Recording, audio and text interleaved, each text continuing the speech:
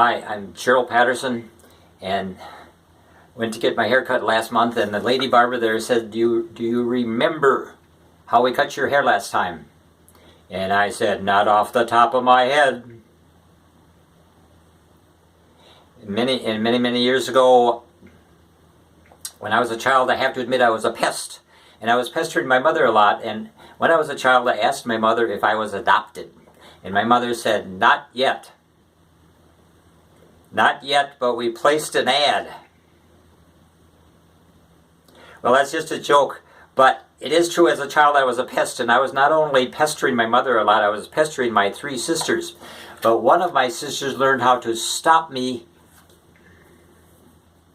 in my tracks. She said to me, grow up. Grow up was like a punch in my solar plexus. Grow up. Put me on the defensive. You know, that's been a sensitive issue all my life, this issue of growing up. And even though I'm much older now, I'm still working on it. I'm still working on growing up.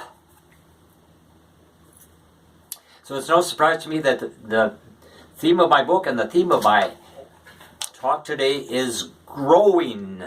And you might say, why the topic of growing? Isn't growing for young people? Here we are, all grown-ups. And I'm sure we've all been through a lot in our lives already. Why the topic of growing? Well, the growing I'm talking about is what Dr. Scott Peck, the famous psychiatrist, called the growth of the human spirit. He says the growth of the human spirit is so important. In fact, he says the growth of the human spirit is the end, the reason for human existence. So what do we mean by the growth of the human spirit? Well, as I see it, the growth of the human spirit means growing stronger and healthier, mentally, emotionally, psychologically, socially, and spiritually. This type of growth is for people of all ages. We never outlive our need for the growth of the human spirit. Now, to give you a more specific example of what I mean by the growth of the human spirit, it's internal growth of mind and soul. And I'm going to give you chapter headings, many of the chapter headings in my book, to give you an idea of what I mean by the growth of the human spirit.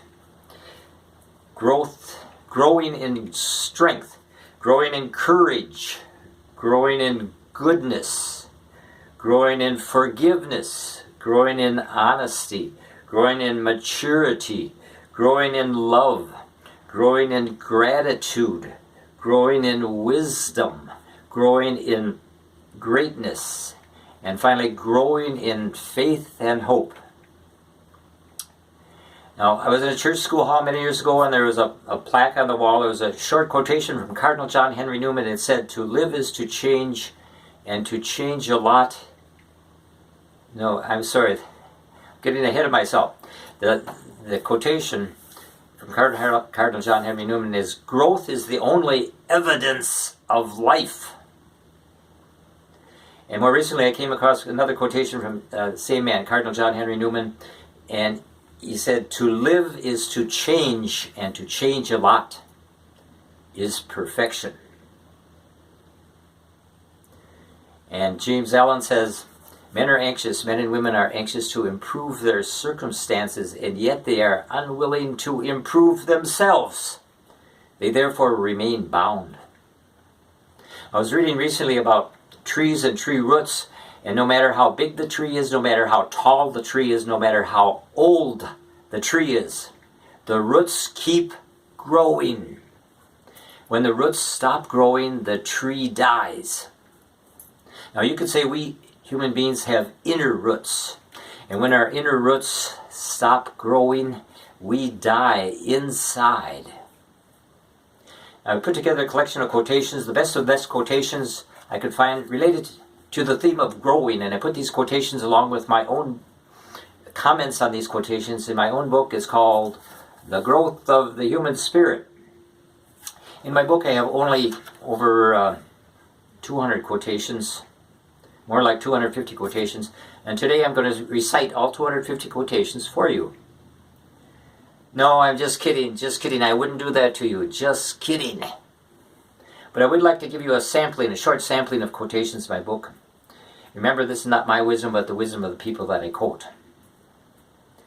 And maybe I've got to cut this short, but the last chapter of my book is called Growing in Faith and Hope. In this last chapter I share some of my favorite reassuring quotes from Jesus from the Bible. And today I'm going to share, in conclusion, I share 4 short quotes. Jesus says, "I am the light of the world. He who follows me will not walk in the darkness, but will have the light of life." And Jesus says, "These things I have spoken to you, that my joy may be in you, and that your joy may be made full." And Jesus says, "I will not leave you orphans. I will come back to you, and your heart will rejoice." And getting back to that question, what is the answer in life? What is the answer? Jesus says, "I am the way, the truth, and the life." To me, that is the ultimate answer. Now, my book is available for a small price, under $10, and I'd like to, if you want to contact me, I don't know if you can see that or not.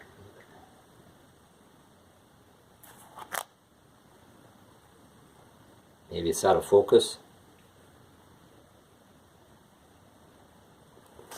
Okay, I don't know if you got that, but thank you for listening, and contact me.